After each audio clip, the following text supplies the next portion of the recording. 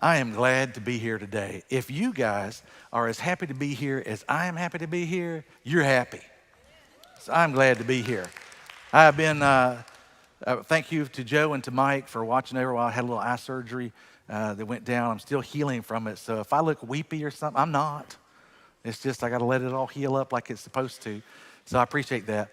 This morning, I want you to turn your Bibles to Mark chapter 8. And while you're turning there, I want to tell you, you came to a good day. You came to a really good day. I want you to think about something. Every time that you see me come in here, and if you're part of my staff and you're wondering, good night, this dude preaches a long time, I want to give a context. There are 52 weeks in a year. I wasn't here last Sunday. That gives me 51 weeks. I get to preach approximately 1 hour. I will take vacation. I have basically 48 hours in the course of an entire year. That's 2 days to try to help you live life to the absolute fullest. I ain't got no time to play. I have no time to do the touchy-feely. I want to invest every moment that I have to give you the best that I have, the very best. I can't do that in 30 minutes, and I refuse. It's not a seeker-sensitive church, and you can always get up and go out if you got to go. I'm not offended. I realize some of you got to go to lunch, and you're meeting some. I'm good with that. That's not offending to me. I appreciate you coming and getting as much as you can, okay? And then go back and watch it afterwards. But you just got to know, I take what I do very seriously. I've been here for 28 years, and I have more to say now than I had when I came. And I'm still ready to roll, okay? So this morning, oh my goodness, is the boat full. You guys, you're going to be so glad you came, I think. I want you to pray for my nephew. His name is Reeves. He's 12 years old. He was bitten by a brown recluse spider the week before Christmas on the calf muscle. We didn't capture the spider, so they're like, oh, well, we can't say that it's a brown recluse spider bite. It's a brown recluse spider bite. I've seen them. He is in Chapel Hill. He is scheduled for surgery every day until they get this under control. He has a serious case of necrosis of the muscles, and it's eating him up. It's been going on now since the week before Christmas. You don't even want to see the wound on his leg, and they keep taking away and cutting out muscle and cutting out muscle and cutting out muscle. There's a real chance of losing a leg if he don't get this thing under control. And he needs prayer. So I ask you, even if you can't remember his name, if you think about it, the kid that got bit by a spider, that's close enough, God knows. To pray for him, because I would really appreciate it, and he needs it. He's a good kid. He's pretty happy, but he's undergoing an immense amount of pain and some pretty challenging things in his life right now. So just asking you to pray for Reeves. I'm going to read a passage of Scripture, and then we're going to pray for him and pray for you. Why don't you look in your Bibles to Mark chapter 8. This is 2023, guys. 1 week of 2023 is already gone. How are you doing? How are you doing? It's been 1 week. Have you accomplished anything? Have you done anything? What are you doing? I want to read from Mark chapter 8, verse 34. Jesus has been kind of going around pretty good right now, and as he's been going around, he's got a lot of followers out there, and those followers are really enjoying the show he's putting on. And Jesus didn't come to be an entertainer. He didn't come to put on a show. He came to give life, and he came to change lives. He came to save lives, and he came to give life. And he realized, though, that he himself was not going to be the one that was going to be giving the life. He was the one that was going to die for the life that the Holy Spirit would give you. And so he had a limited time on earth to do certain things, and he wasn't going to waste any more time on notoriety and celebration and celebrity. He needed to find out who was serious. And so here he is, and he's walking through, and in verse 34 of chapter 8, it says this: When he had called the people to himself with his disciples also, he said to them, whoever desires to come after me, let him, and notice what he says from the very beginning, let him deny himself, take up his cross, follow me. Those three things, very powerful.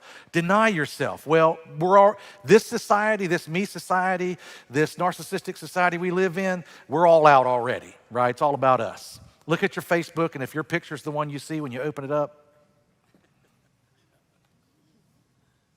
and the first 10 are you, just a thought. Take up your cross, follow him. And here's what he says, because whoever, and he's recommending this because it says, whoever desires to save his life is going to lose it. But whoever will lose his life for my sake and for the gospel's sake, you will save it. Why? Because what would it profit a man if he gains the whole world and yet loses, not his life, his soul? There's a big difference between things you've done in life, gone to Disney World, got married, drive a car, got a house, and your soul, your eternity, living on forever and ever and ever. What good would it for you to do if you gain the entire world and you lose your soul? Or what would a man give in exchange for his soul? And you find out the values that we each have, whether or not we think that the momentary satisfaction, momentary gratification is somehow equal to eternal things. What would a man give in exchange for his soul? Because, here's what he says, and notice the clarity in Jesus' mind. He says, because whoever is ashamed of me and my words, me and my words, where? In this adulterous and sinful generation.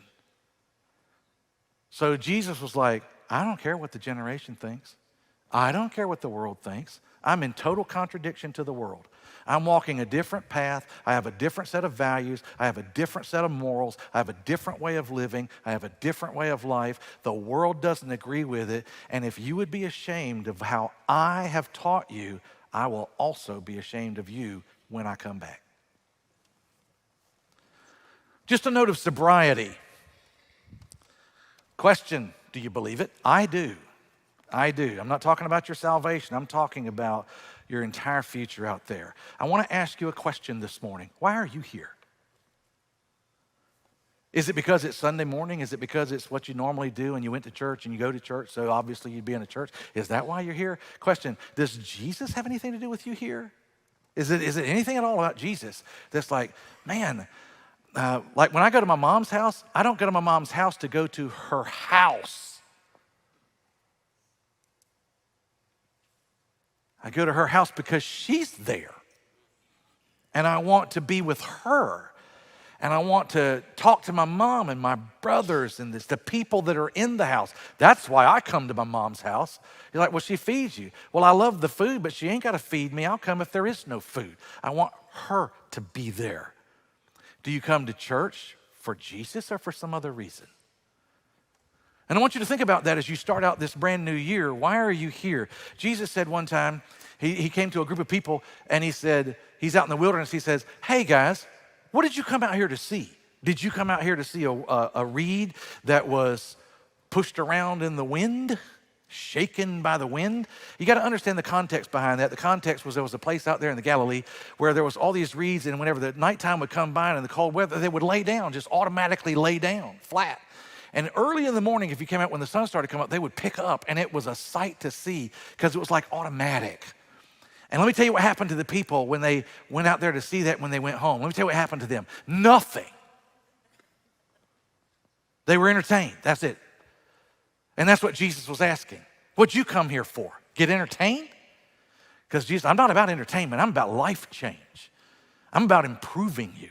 I'm about letting you learn how to grasp life and learn how to give life. So why did you come this morning? I hope you came for all the right reasons because I want to be here to help you. 1 week has already passed, and how are you doing? Do you know where you're going this year? Have you made some goals to get there this year? Have you made plans to achieve those goals? Do you have action items set up so that whenever you make out your plans, that the actions that you have actually have the actual outcome of the goals that you're looking for so that you can end up where you want to be? Have you done all that this year?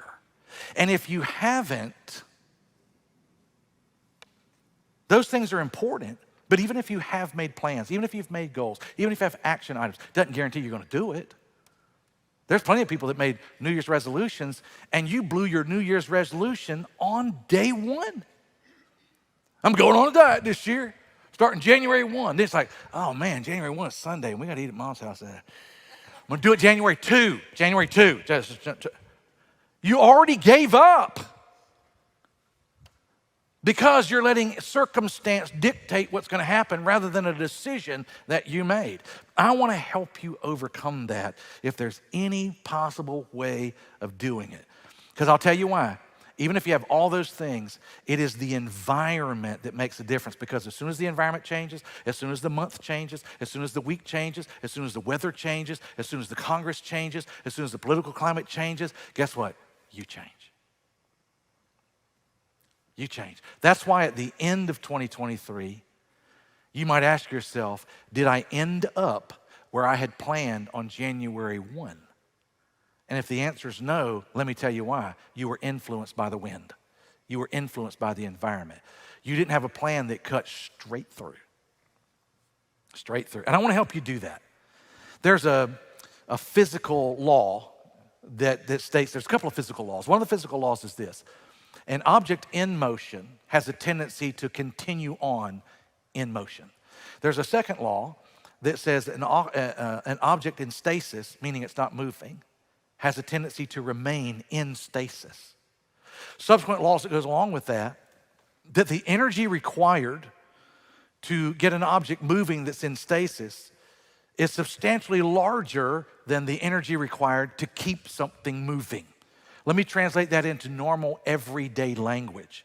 If you have a car and you're going to drive it in the city, you might get 20 miles per gallon in the city and you may get 30 miles per gallon on the highway. What's the difference? In the city, you have to stop the car and get it moving, and stop the car and get it moving, and stop the car and get it moving. It requires substantially more energy and more gasoline to keep getting that car moving than it's already moving and you're just tooling down the highway. That's how those laws work. For 3 years after the pandemic, we got into a condition of stasis where we don't go to work, we work remotely or something like that. You guys have learned to work in your pajamas. Some of y'all working naked. And so you don't even, some of you don't even take a bath anymore. You're just laying around the house and you stink. Why? But they can't smell over the computer, right? And so you've gotten into a place of stasis, and it's hard for you to get up. It's hard for you to go out. It's hard for you to do anything. You have no stamina anymore. And so guess what happens? I have developed this morning, it's called a message, but what it actually is, it is a very powerful crowbar to pry you out of your condition of stasis and to get you moving, all right? This is a very pointed and very personal message, and it's gonna sting a little, okay? Just so you know that. It's like pulling a scab off. But man, God gave me this message for you, so I pray to goodness that you're going to hear this. Now, let me qualify this. Some of you here this morning will not be able to hear this. And some of you here this morning will not be able to do this.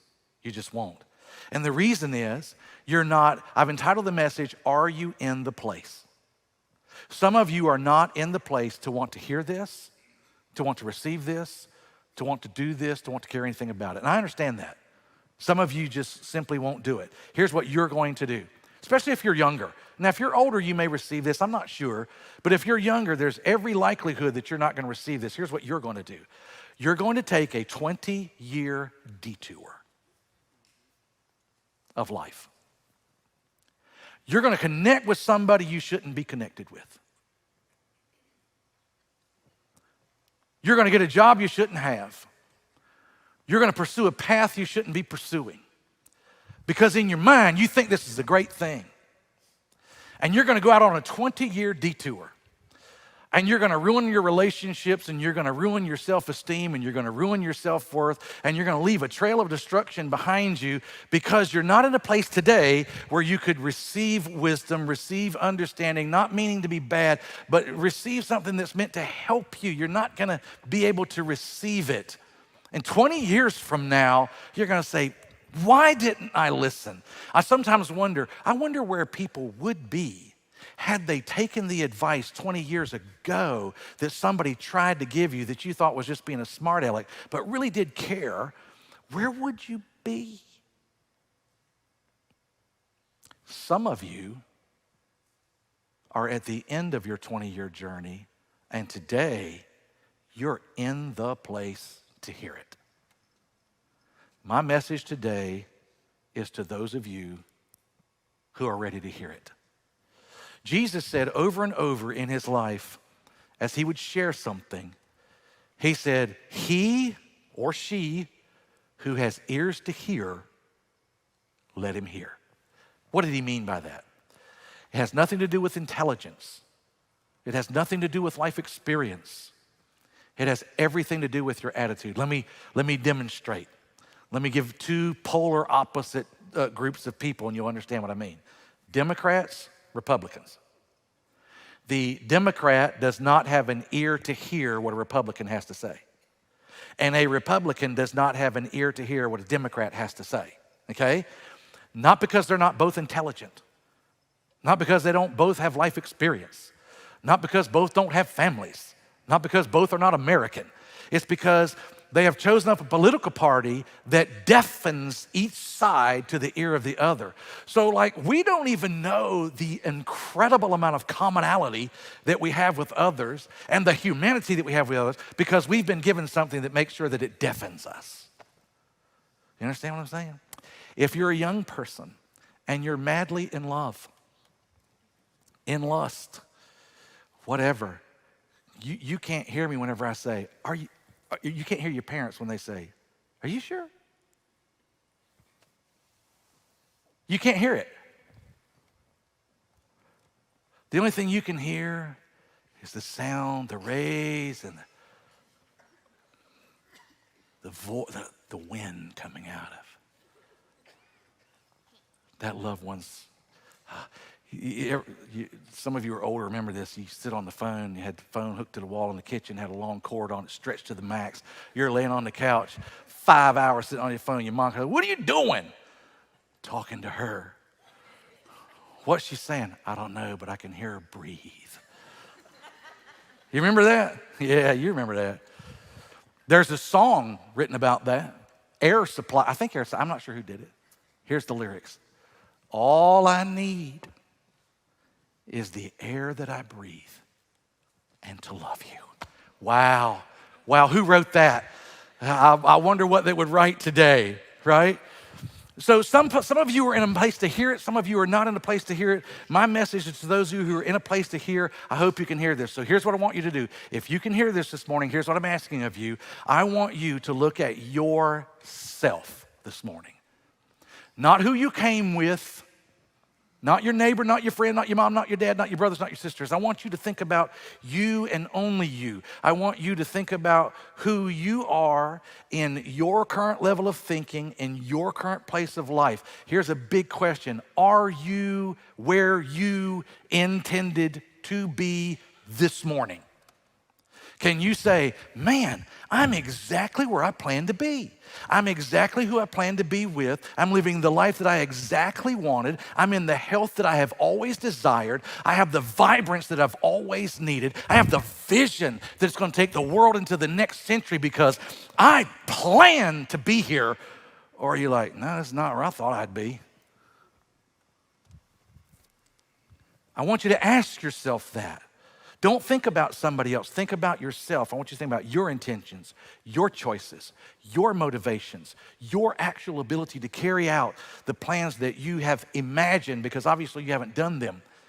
Are you in a place to hear this morning? And if you are, I have 5 biblical truths for you this morning that if you will apply these to your life, you will not be the same person next year at this time.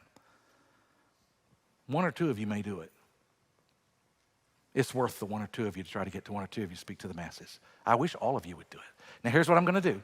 I'm going to give you all 5 of these from the very beginning, because there are some note takers out there that sometimes we have to resuscitate if I don't get to all the notes. And he said 5 and he only gave 4. I'm just go ahead and give you all 5 so that you don't have to panic. Then I'm going to unpack them. Not only that, we have this awesome thing. I have the most incredible tech team here. They put stuff on the web, outlines. It's all there for you, okay? So don't panic. It's out there. And if you can't find it, email me. I got a really easy email address, kenny@northside.church. Can it get any easier? Say, Pastor, would you send me your outlines, Yes. It's all yours. Free, okay? Doesn't cost anything. Number 1, here, I'm going to give you all 5 and I'm going to unpack them. Number 1, build on the things that don't move, or you will not survive the storms of life. This is not on one slide. You're not going to be able to write it all down real fast, but I'm going to go over them again. Number 2, either take care of your past or forfeit your future. That's a biggie. Number 3, conquer your appetites, or your appetites will conquer you. Number 4, you can't move to a new place without giving up the old place. And lastly, and probably most importantly, your peer group can determine your destiny. I'm going to spend some time on that. I ain't got no time. Y'all, I mean, you'll tell I left you out there in the front for a long time, but we're going to stay in here until we get done. If you have to leave, I'm not offended, okay? If you got to go somewhere, I understand. Nobody's mad. But I hope that you'll hang out. Now, in order to do all 5 of these, you only need one tool. Try to make this easy. You only need one thing. It takes one thing for every one. And it's the reason that some people fail. It's the reason some people succeed. You only need one thing. What is the one thing that you need? Here it is. At each level, you're going to have to give up something that you don't want to give up, and you're going to have to add something that you don't want to add. Let me illustrate. Somebody has done you wrong, and you are right. And you want this relationship restored. Guess what you're going to have to give up? The fact that you're right. Does it matter? Yes! Well, that's why you're going to stay there. Was Jesus wrong?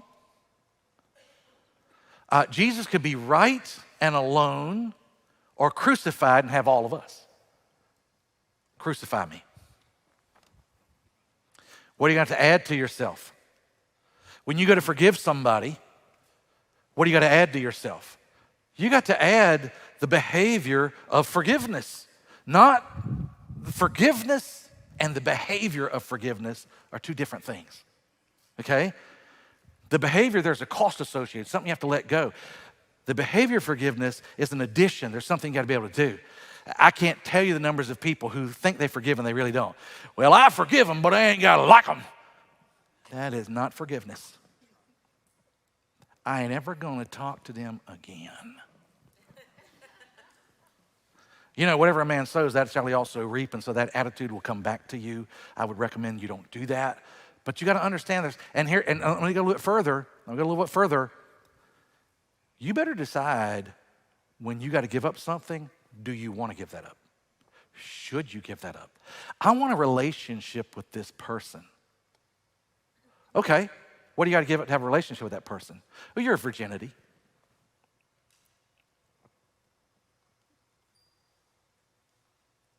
In today's world. And what about the church? Yeah, in the church. Your virginity, sleeping around, that's expected. You want to give that up? Your integrity, your character? Do you want to give that up? Because it works both ways, okay? It works both ways. And sometimes, I would tell you this, if something is irreversible, you ought to think 10 times before you do it. You give up your virginity, you don't get it back, okay? It's a one and done. It's a one and done. You give up your character, your testimony, your integrity. Those are like one and done. You'll be lucky if you ever get it back. You might, some of those things, but you might not. So think about that cost. Because I'm talking serious stuff today. This is a serious message. It's for serious people who are ready to do some serious things, okay? And here's the problem that I struggle with all the time. You can only hear at the level that you're at. That's the only level that you can hear at, okay? So for example, if you had a bad relationship and your relationship is still bad, and I have an incredible relationship, and my relationship is still incredible with my wife and with my family and with my mom, I have an incredible relationship, okay? So I'm at the incredible relationship, and I don't take that for granted. It's not just happens, we work at it, okay? It's not that we don't ever disagree. It's not like that. But we work at it, and we surrender, and we sacrifice, and we give, and we do all kinds of things for each other to make that work. But if you're in a really terrible relationship, let me tell you what you can't hear. How good it could be. You can't hear at that level. You can only hear on the level where everybody's bad and everybody's mean and everybody's wicked and everybody's horrible. If you're in the law enforcement, as a chaplain, one of my greatest challenges in law enforcement is that law enforcement people only ever see people at their very worst. So guess who everybody is? Bad. No, they're not. You just happen to be seeing the lawbreakers every day. Okay? They're not bad. They're just in a bad moment at that time, but not everybody's bad. Okay? You can't see at that level. And if you're ever going to make progress in life, I really want to get you to move up a level, to try to get a vision out there, put somebody around you that can help you with that. So let's jump into them. Number one, build on the things that don't move, or you will never survive the storm. Very, very quickly, I'm going to try to move as quickly as I can. I could expand on every one of these a ton, and if you want to know more, I'll talk to you out in the hallway. But number one, you got to build on the things that don't move or you won't survive the storms of life. Jesus said it this way, Matthew 7. And this is the latter part of the Sermon on the Mount. Here's what he said. He said, everyone who hears these sayings of mine and does not do them, here's how I would liken them. I will liken them to a man who built his house on the sand, and the rains descended, the floods came, the winds blew, beat on the house, it fell, and great was its fall. You know, the contrast was, here's a person that built on a rock, the winds came, the floods came, it didn't fall. So the bottom line is there are certain things that don't move and certain things that do move. And you want to build your life on something that doesn't move. In mathematics, whenever I was in school and I did mathematics, there were two phrases or two words that they used constantly that I had to really wrap my head around. One of them was a constant in math, a constant. You know what a constant is? Like the number 9, how often is it the number 9? It's always the number 9. It's a constant. It doesn't change. There's another term, variable. A. What is A? It's a variable. Could be anything. Depends on the equation. If I have 9x, x is the variable, 9 is the constant, 9 is always 9. It never changes. The x is the variable. Some of you build your life on the x. I build my life on the 9. I always know what it is. Some things don't move. Okay? And that's what Jesus was saying. When he wrote those, you can't just stop there. You need to back up and read what he wrote in chapter 5, chapter 6, and chapter 7 to know what those things were that he said. Some of those things talked about a relationship of lust or a relationship of love. Some of those things talked about forgiveness. Some of those things talked about anger. And he says, you need to build your life on these things that don't move. So let me take it to something that's really close that you can understand. And I'm not picking on young people. Y'all just easy to pick on. Just because of where you're at. I'm an old salt. I've been around a long time, been around the block numbers of times, okay? So here's the bottom line for young people. If you are hooked up with somebody, you're dating somebody, and you're like, why are you dating this guy? What are you talking about? Look at him, he's an Adonis. That's moving. He ain't always gonna be an Adonis.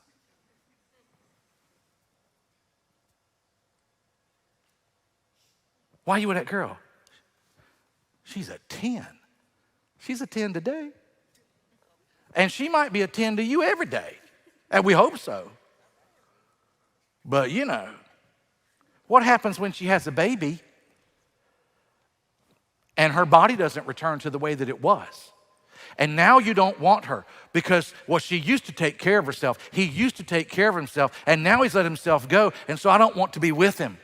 So you mean you built a relationship on something that was a moving target? And you expected your life to be solid with a moving target? Is that what you thought? It's never in the same place on any given day.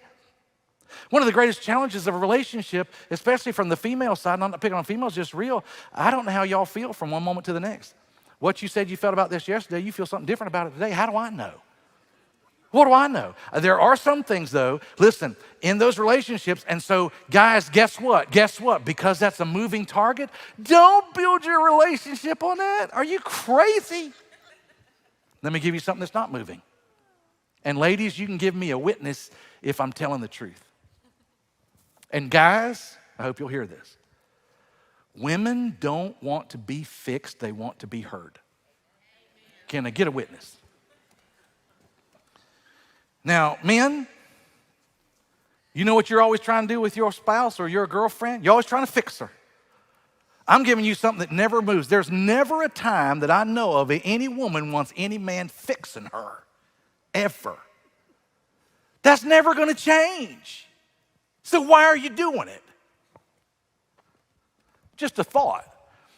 If you're going to build your life on something, build it on the things that don't move. The Word of God doesn't move. It is absolute. And guess what? Our society has jettisoned absolutes, which is why we're in the mess that we're in, and everybody's crazy. Because they keep shooting at different targets. Shoot today, I don't know what color you are. I don't know what gender you are. I don't know if you're a man. I don't know if you're a woman. I don't know if you're a it. I started using, I'm like, who is that? That's a he, she, it, they, I, you, we. I'm not sure. It's one of those out there in the middle. No, for me, God made a man. God made a woman. That's what you are. Building my life on it, you ain't got to like it. Okay? Not trying to be offensive, just trying to be honest. There are laws of the universe. There are all kinds of laws out there that tell us what we need to do. This is why I don't build this church on moving targets. I don't build it on politics because politics changes every day. I don't build it on racism because racism changes every day. Now, let me qualify that. We're all come from God. We're all children of God. Y'all shouldn't be racist. You shouldn't be caring about that. You should love everybody. But I don't build around those kind of things, okay? Because they're moving. We got to build it on something that is permanent. And the wider that you want your life, and the more influential you want your life, the deeper you need to go down into bedrock, and the wider you need to be involved in things that don't move. Otherwise, when the storm comes, you're blown over. Have you ever seen somebody that's lost a loved one? I'm sure you have if you're in church. One person loses a loved one and they're here in church that night, or they're here in church the next Sunday. They're still teaching Sunday school. They're grieving, they're mourning, they suffer the loss. We encourage them, pray for them, love on them. They cry, but they keep going.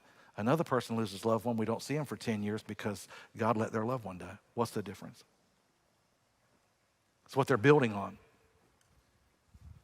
Some of you will not survive the storms of life because you're building on something else. I've got to have this boyfriend. I've got to have this girlfriend. If they left my life, I would crumble. Oh, run, run, run, run, run. Do you have ears to hear that? The people that asked me to marry, so we've changed our mind. I'm just being serious. Be serious. Number 2, reconcile your past or forfeit your future. What does that mean? Now, let me back up for a second. I want to put something in your notes here, okay? I told you that you have to give up something and you have to add something. So on the first one there, you got to give up human wisdom and you got to accept God's wisdom, okay? You got to give up human wisdom and accept God's wisdom. Let's use forgiveness because that's easy. This person's done me wrong. They raised me bad. My mom didn't treat me well. My mom didn't love me. My dad didn't love me. But whatever you want to fill in. And I'm compassionate to that, okay? I'm not trying to be uncompassionate. I'm just saying you got all that stuff going on and your human wisdom's way. Well, I'll tell you what you ought to do to them. I'll tell you what should happen. It ain't right. It ain't fair. You can do that. Or God would say it this way. Peter came to the Lord one day and he says, hey, Lord, how many times ought we to forgive somebody? 7 times? And Jesus says, no, up to 70 times 7. And not only that, not just 490 times, and that was meant like as many times as needed, but he said this, if a person asks you for forgiveness today and 7 times in the same day violates it again, you forgive them every single time. That's God's wisdom. And it'll change your world. Oh, I forgave him once. One time, shame on you. 2 times, shame on me. Human wisdom. Human wisdom. So there's all kinds of people you don't talk to, all kinds of places you don't go, because you can't see this person. You're in Walmart.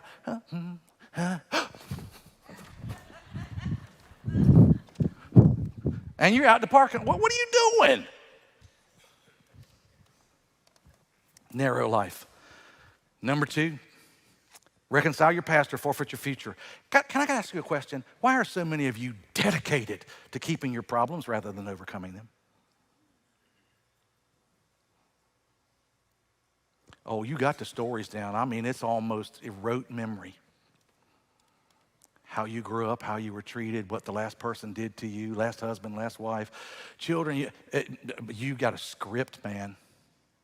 And you've made sure that you've deposited that script on Facebook, Instagram, Twitter, your friends' memories, stuff in your notebook, journals. You got that stuff locked in, and you're going to make sure that nobody will ever help you overcome a problem, because you don't want it to be overcome. If you don't get rid of that past or reconcile that past to the greatest ability that you can, as much as belongs to you, you forfeit your future. Not only do you forfeit your future, you ruin it for your kids. Well, your father, so now I've got a screwed up father understanding. Well, it's like your mother. That's why we're not together, because your mother. You screwed up the mother understanding. Be careful of them wives. And now you've screwed up the marital relationship for your kids. For your kids. You've got to reconcile this thing. Listen to what the Bible says. Psalm chapter 32, the greatest sinner in the Bible, the greatest story of sin in the Bible was King David with Bathsheba. It's the one that's been talked about more than any other sin in the Bible, really expressed. David wrote 2 Psalms. Psalm 51 was his expression of his forgiveness, or I should say the expression, his confession of what he did wrong. Psalm 32 is his expression of, man, how did that feel whenever I actually just let it roll, when I let it go? Listen to what he says. He says, blessed, that word right there, makarios, it means thrilled, happy, unweighted, amazed. He said, blessed is he whose transgression is forgiven, whose sin is covered. Blessed is the man whom the Lord does not impute, charge him with that iniquity, on whose spirit there is no deceit. I ain't got to lie anymore. Where were you at? What about you? I ain't got to lie anymore. Everybody knows what's going on. When I kept silent, my bones grew old through my groaning all the day long. For day and night your hand was heavy upon me. My vitality was turned to the drought of summer. See, he says, I acknowledged my sin to you, and my iniquity I did not hide. And I said, I will confess my transgressions to the Lord. 5 words for sin in that whole text. And he said, and you forgave me. If you could see the words, they start out low and get to high. Iniquity's at the top. Hamartia, which is sin, is at the bottom. Iniquity, abon, is at the top. It's the worst that it gets. And he says, you forgave the iniquity. If you forgave the iniquity, the rest of it was easy. He said, how did I feel? Amazing. Amazing. I felt amazing. In Luke 15, I want you to see this with the prodigal son. I want you to see something else in this story, the prodigal son, whenever he finally came back. Listen to what it says. It says, when he came to himself, he said, he's out eating like pig slop. And he says, when he came to himself, he said, hey, you know what? How many of my father's hired servants have bread enough and to spare? They're hungry and they got extra. And I perish with hunger. I know what I'm going to do. I'm going to rise. I'm going to go back to my father, and I'm going to say to him, Father, I have sinned against heaven and sinned against before you, and I am no longer worthy to be called your son. Make me one of your hired servants. This boy had come to the place that he was ready. I want to ask a very serious question. What did the father give to the son when he returned? Don't answer. Just want you to think it in your head. Here's the answer. Nothing. Nothing. He gave that boy nothing. Wait a minute. He gave him a robe, he gave him a ring, and he gave him shoes. No, he didn't. He gave that boy nothing. Let me tell you what happened to this boy. He was the boy that took the 20-year detour. He's the one that went out there and wrecked his whole life until he came back. Let me tell you what those 3 things represent. A ring, what does it represent? All you Sunday school teachers. What's that? Well, y'all are afraid, aren't you? A robe, a ring, shoes. It represented his relationship. It represented his royalty. It represented his path. Okay, right? Did the father give that to him? No. Who was this boy before he left? He was a son. Who was this boy before he left? He was royalty. Where was this son going before he left? He was on the path to royalty. That father didn't give him a blame thing. That father merely told him, here's what you left behind. It has always been yours. It is still yours. I'm not giving it to you. I just made sure that I could remind you of what you left behind.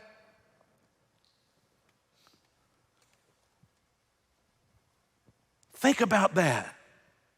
Some of us go forward in our future and we've got all this past, like, oh man, well, I used to have this, but it's gone now because, fill in the blank.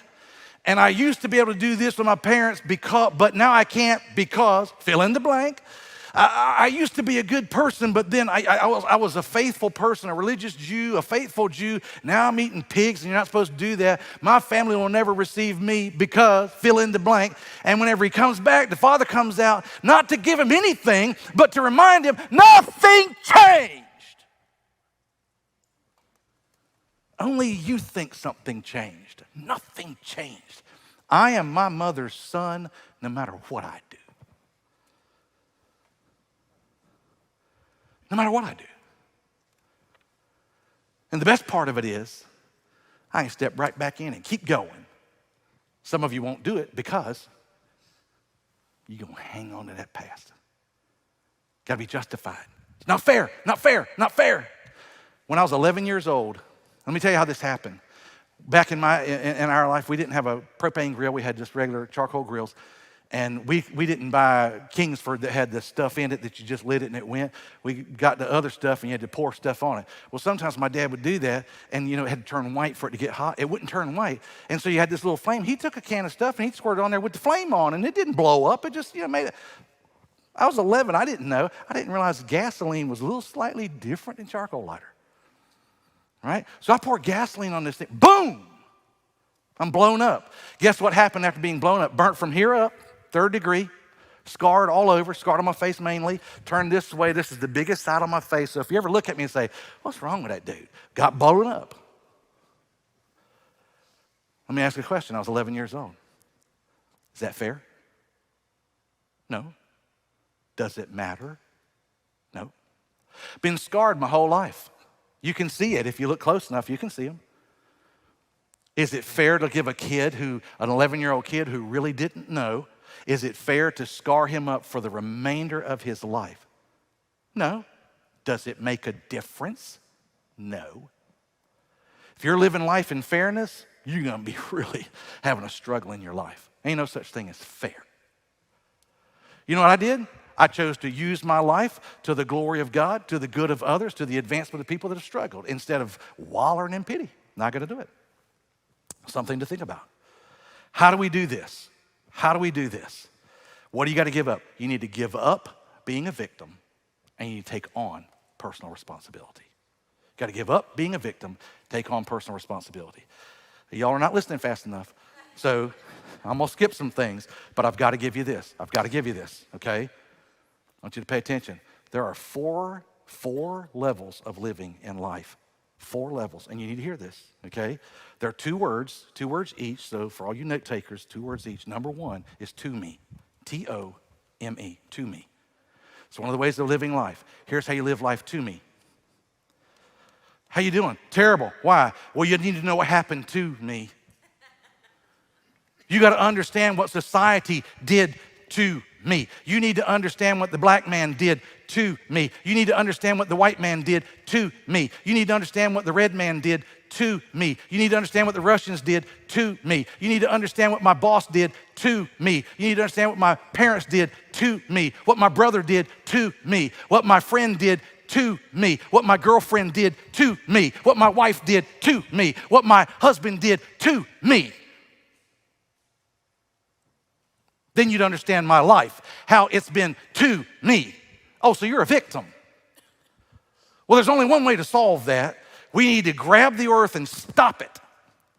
pull its center out and put you at the center so that the whole world spins around your world, and we can tell everybody in this life that nothing ever again needs to ever happen to this person because they need a pristine environment to make it in life so that nothing ever happens to them.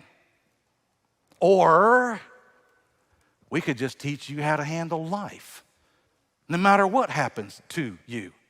It's one way to live life. It's called a victim. It's a victim.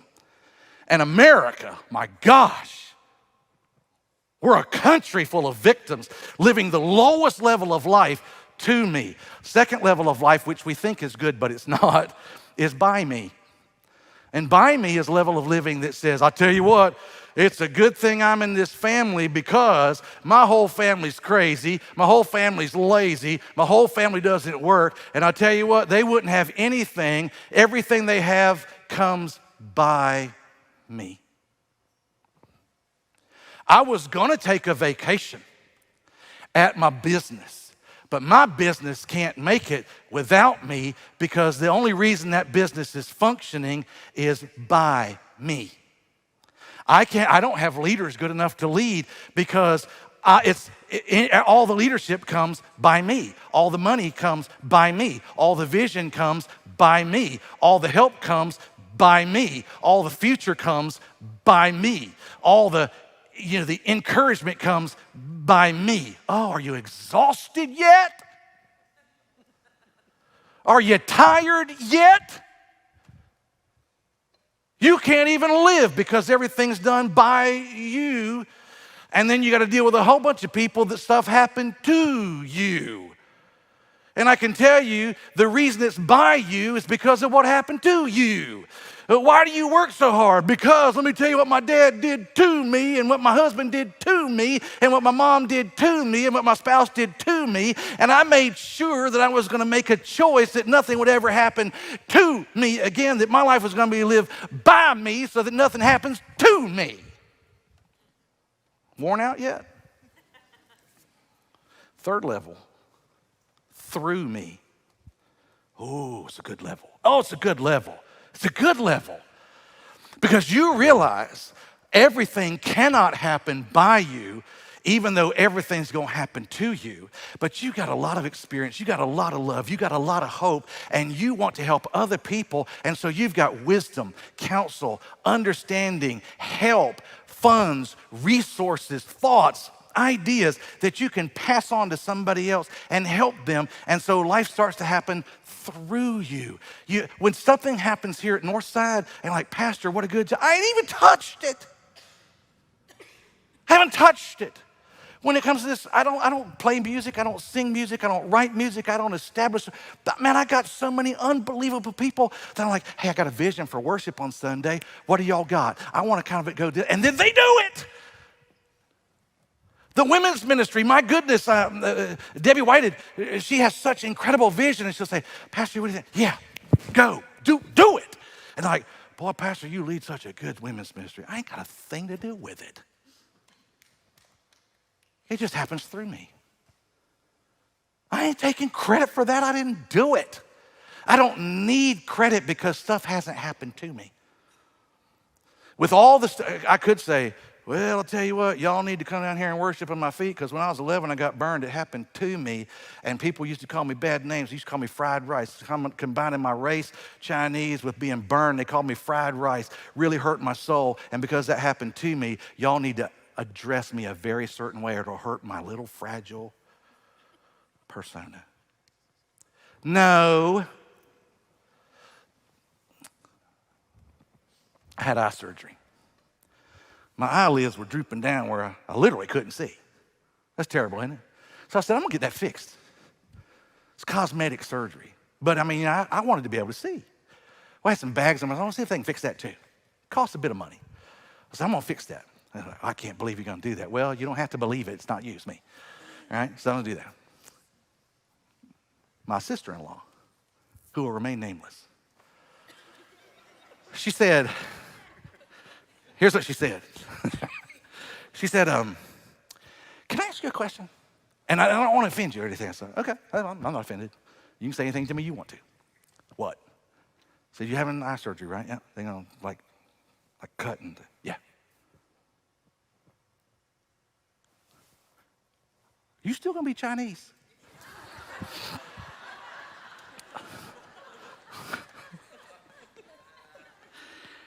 Let me think on that for a minute. Oh, so, yeah. I love it. Oh, gosh. Fourth way of living, as me. To me, by me, through me, as me. What is as me? It's for the mature. I'm 61. Do I know where little kids are? 2, 3, 4, 5? Yeah. 10, 11, 12? Yeah. 16, 17, 18? Yep. 22, 25? Yep. 40? Yep. 50? Yep. I do. I've walked through every one of those stages. I speak to people every day. I see a young person, and young people, I love them, but they do have a little bit more narrow field of vision than an older person. That's not bad. That's just the way it is. They're a little bit more narrow. They don't see everything that could happen. And so if you can ever add wisdom to your life, you expand your vision and you can live a whole lot better life.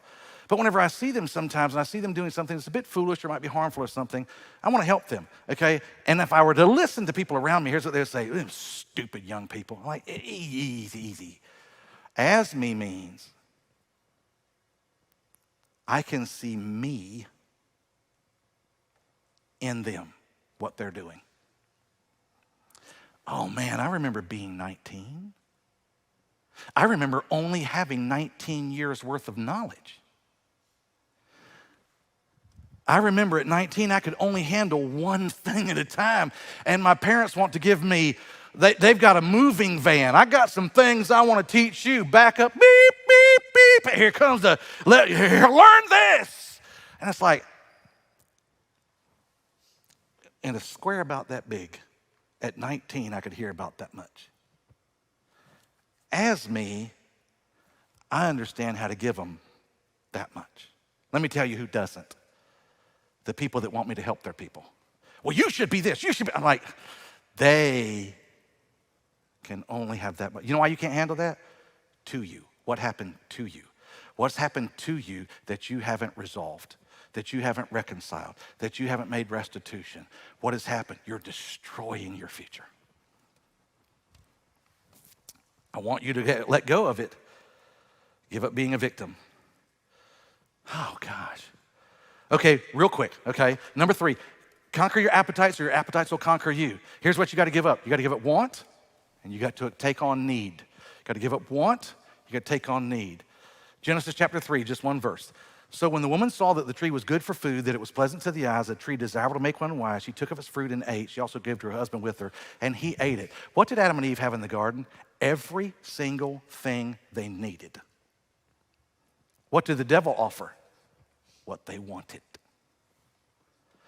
One of the challenges that we face in life, especially early on in life, we go after what we want, not what we need, and we spend all of our money, all of our time, all of our energy, all of our efforts on what we want, not what we need, and we go on a 20-year journey because we have sunk ourselves in debt, we've ruined our relationships, we've hurt our emotional situation for our wants, and it's not until you finally you're 35 years old and you're like, you know what, I don't need the big house, I don't need the nice car, I don't even need friends, I just want to throw my foot up on a couch and have nothing but world peace. Isn't that right? You know that's true. I just don't want the phone ringing in my ear. I just don't want complaining. I don't want griping. I don't want anything. Calgon, take me away. That's what we want. But in order to do that, you're going to have to give up some of those wants. Man, if I could afford the monthly payment in my early days, $20 a month, man, I could afford it. But you add about $50, $20 a month and you're broke. And then I remember having a bill for stuff I didn't even own anymore, and I'm still paying on it. I'm broke and thrown in the trash. I'm still paying for it because it was want. You're going to have to give up your want and move on to your need. Number 4, you can't move to a new place without giving up the old place. Let me give you an illustration. Now, here's what you got to do.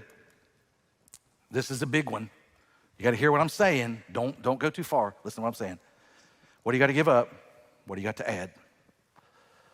You've got to give up your need for control. I didn't say you need to give up your control. You need to give up your need for control, and you have to add to yourself trust in others.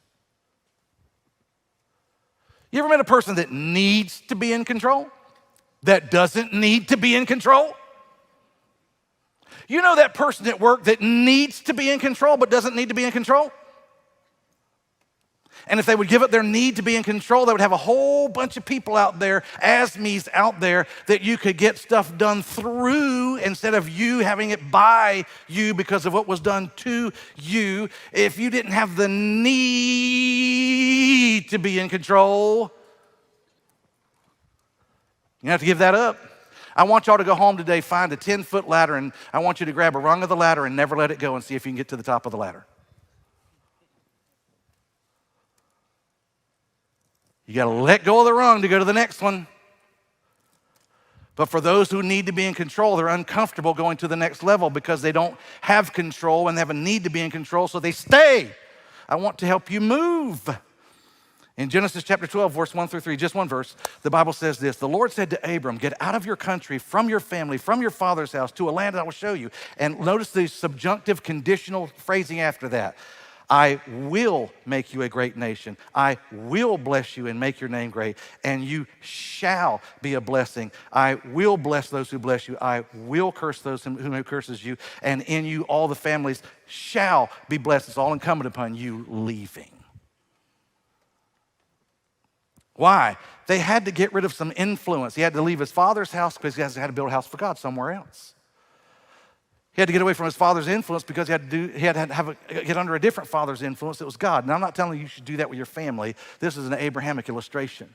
He had to get away from his father's pagan religion to build this new faith called Judaism that was out there. He had to be able to do that. Some of us have a real challenge. We can't move on to the new place because we can't let go of the old place. You can't move into a new house because in the old house, well, that's where I was raised. That was my home place. That's where all my memories are. No, that's brick and mortar. That's wood and dirt and carpet and plywood. Your memories are in the people that you have a relationship with. Make sure you ship those people to heaven so that you can go on to get to them. That's what you need to do. But what we have is we have this need to always be in control. So whenever you have a need to be in control, guess what you can't do? You can't ever grow because when you start to grow, stuff gets out of your control, makes you feel weird. So you make sure you stay in the same place because the only when you're in the same place can you stay in control. What did God say? Abraham, I need you to go where? Where you want me to go, God? Where'd you say to go? Do you have the GPS address? I want to type it into my Waze app. God said, I'm sending you to a place that I'll tell you about later. Oh, you mean I got to trust you? Yeah. If I tell you where you're getting ready to go, you ain't going to go. I just need you to let this go and then reach forward to this one. Number 5. Let me just spend the last couple of minutes I got right here. Your peer group can determine your destiny. What do you need to give up? You need to give up some anchors. You need to add some lifters. There's a lot of people that will hold you down. Now, let me qualify this. I'm not asking you to give up your friends. I'm not asking you to give up your acquaintances. I'm not telling you to give up your church, your small group, your Bible studies, your Sunday school classes, your co-workers. I'm not talking about that. I'm talking about your peers. Who are the people who change your direction in your life with their opinion of your life? When somebody says, gosh, I can't believe you went down to that church and got saved. Now you some kind of holy roller. And you decide you're not going back to church. Who's that? That's what I'm talking about. Well, I'm thinking about buying you don't need a new truck. You know why they don't want you to get a new truck? Because they got an old truck. You get a new truck, makes their old truck look bad. And they don't want you making them look bad. That peer group will bring you down. Here's something that I pray you'll get. I pray you get this. This is very important. Very important. A piece of information that you need to be aware of. You need to understand the difference between a primary law and a secondary law. You really need to understand this. Let me give you an illustration of what I mean. Gravity is a universal law, right? It's a universal law. Is it primary? Is it secondary? Don't answer. Just answer in your head. It's a secondary law. Now, I know everybody thinks it's primary. It is a secondary law. Let me prove it to you. A primary law cannot be overcome. It cannot be overcome. So if there is a law that can overcome a law, it is secondary to that, or tertiary, or further on down the line.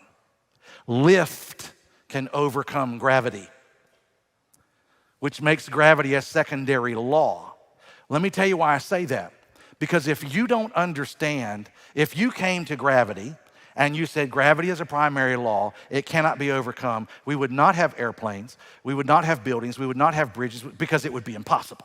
But we understand that we need to recognize what that law is so that we can design and equip things within the framework of that law, but we are not limited by that law. It does not overcome us. It is secondary, not primary, okay? It is secondary, not primary. Why do I say that? I want to give you a primary law that some of you think is not primary, but it is. So here we are in January 2023, and some of you have already decided, I've got incredible willpower, I've got a plan for the future, I'm going to school, I'm dedicated, I've made a commitment, it is going to happen. Here is a primary law that supersedes effort. Environment trumps will. Every day of the week. I'm hanging off the edge of a cliff and I'm holding on to something and I don't want to die. I have a will to live, so I'm not going to let go. But if you come back tomorrow, I won't be there.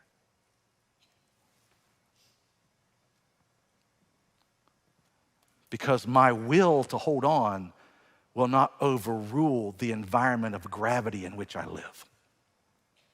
And my muscles will atrophy and I will ultimately let go and I will fall to my death. You cannot overcome your peer group. You cannot overcome your peer group. I hope y'all heard that. You cannot overcome your peer group. If you want to be on a diet and lose weight and eat healthy, but your peer group goes to McDonald's every single day, gets the 2 Big Macs, a large order of fries, a chocolate shake, and an apple turnover, and you decide you're going with them, but you're not going to eat it, I promise you, you're going to go enough that one day you're eating the Big Mac. Because environment trumps will every single day. The people, not your friends, not the people you have fun with, not the people you go to church with, not the people that determine how you think, your peer group, you cannot overcome them. So what are you going to have to let go of? Some of you got to let go of some of them anchors, and you have to find some new lifters. You need somebody that doesn't always tell you what's wrong with you. You need some people that can tell you what's right with you. You need to get away from people that tell you what you can't do, and you need to start getting with some people to tell you what you can do.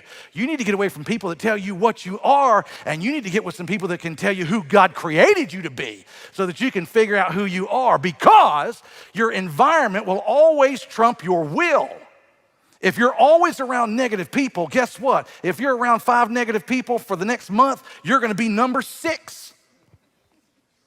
I'm telling you, it is going to happen. The Bible says this, Proverbs 27:17.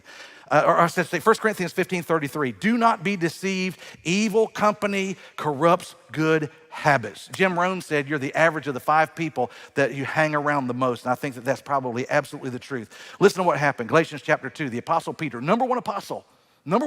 Jesus died, resurrected, launched, Holy Spirit's here. Peter's out there living life, right? Here's what happens. It says, when Peter came to Antioch, I, Paul, withstood him to his face because he was to be blamed. Why was he to be blamed? Because before certain men came in from James, he would go hang out with the Gentiles. Before these guys came in, he hung out with the Gentiles. But when they came in, he withdrew and separated himself, fearing those who were of the circumcision. Who was Peter's peer group? Those of the circumcision. Couldn't live the new life.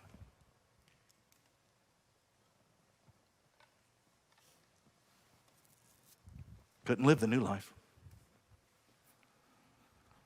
It's a challenge.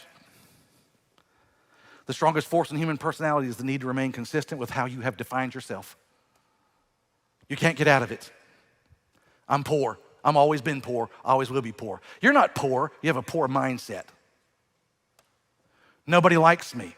Everybody likes you. You don't like yourself. You've got a mindset. You need to get around some people that help you understand that's a lie. That's not true.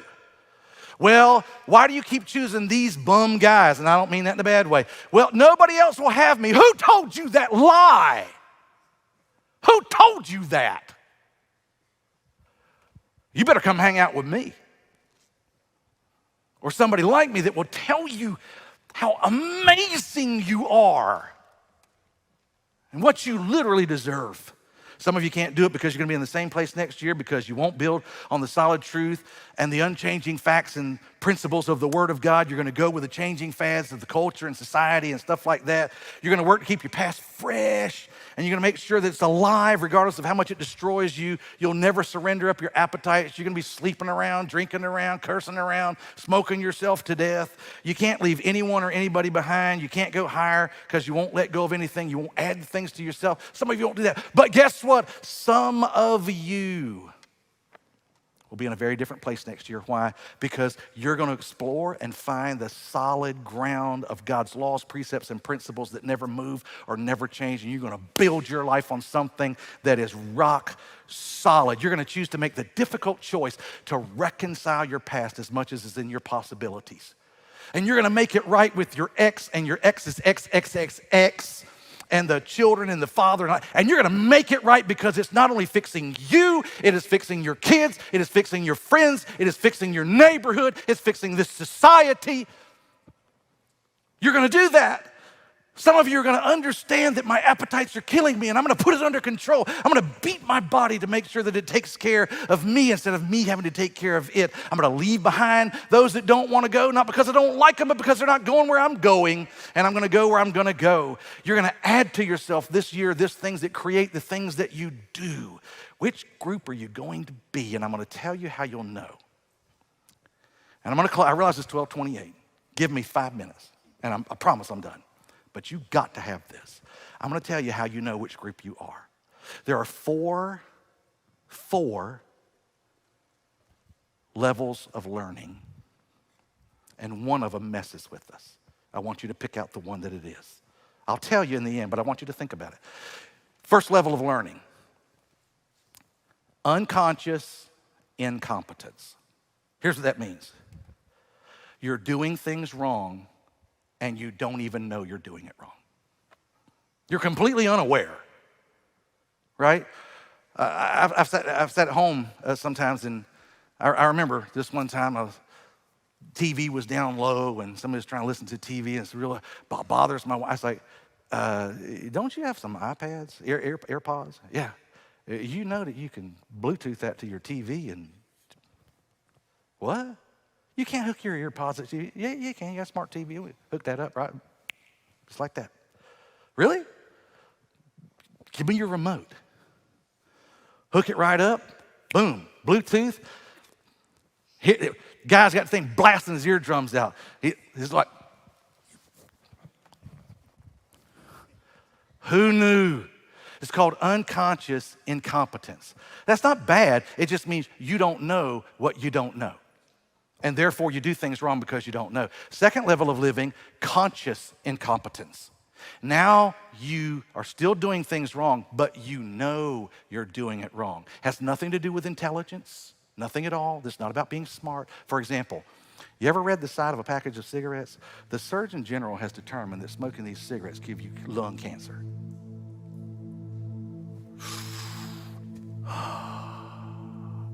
Conscious incompetence. I can't believe I got cancer of the lungs. You ever been to the hospital with the dude that's got the oxygen thing on there? Outside because you can't smoke on the inside? Conscious incompetence. You know you're doing it wrong. It's not about intelligence. You know you're doing it wrong. But if you were to go to something you're trying to build, like playing golf, you think golf's the hardest game out there in the world because there's too much going on. If you're ever going to play golf, never pick up a club. Go hire you a professional before you ever even buy the clubs. Because if you don't, you're going to learn how to do it wrong. You'll be doing it wrong for the rest of your life. Let somebody teach you from the very beginning.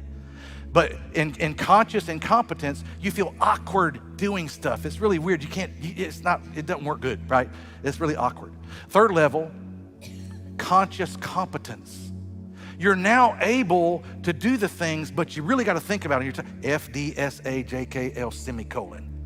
Oh, spelled it wrong. And you got away with the hump and peck. You started to learn. It's like F-E-S-A. And then you get T-H-E, right? And and there's how you're typing. That's conscious competence.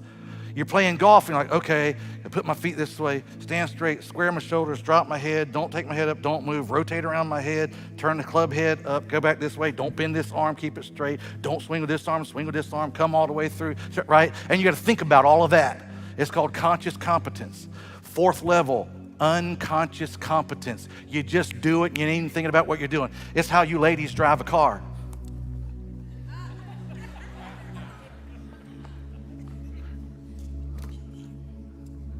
The car just shows up magically somehow. You got there. You don't even know how you got there, right? You didn't see all the people rolled off into the ditch trying to miss you while you just driving. It's like, man, the traffic wasn't even really that bad today, right? I shouldn't pick on you ladies. I see plenty of working men out there doing this. Get off the phone, right? So that's conscious competence. Here's the thing.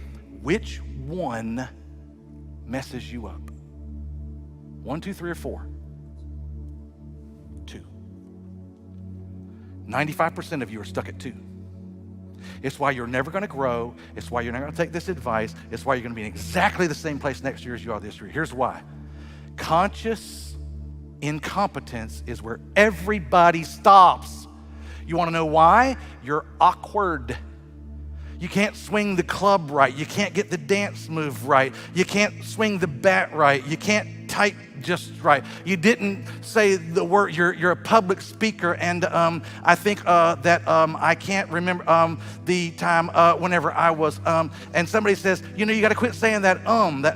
You can't speak another language, because in order to speak another language, you need to go to a native speaker and have them correct you every time you make a mistake. Not sometimes, every time, because you're like, you always correcting me. I'm good enough. See, you're never going to get better because you can't be uncomfortable. You can't be awkward, and so you quit. Everybody quits it awkward. That's why nobody ever goes anywhere. 2 principles. Number 1, get comfortable being uncomfortable. Principle number 2, stay uncomfortable long enough to get comfortable. And life will change for you, but some of you simply can't do it. I need to be saved, but it's embarrassing to walk down front. Get comfortable getting embarrassed and get saved. Get saved. Change your world. Where you at? You where you want to be?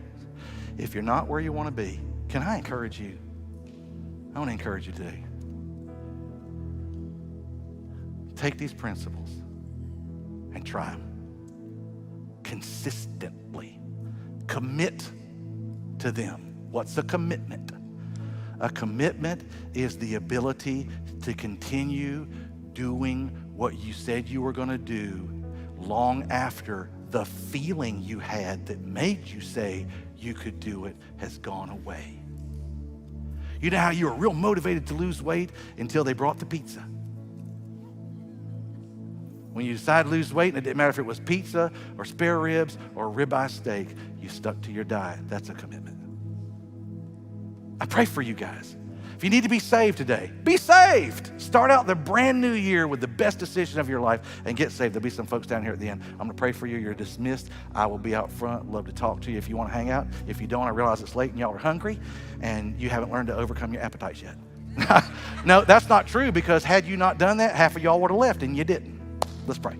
Father, thank you for a great day in your house. Thank you so much for the pleasure and the opportunity to deliver your word.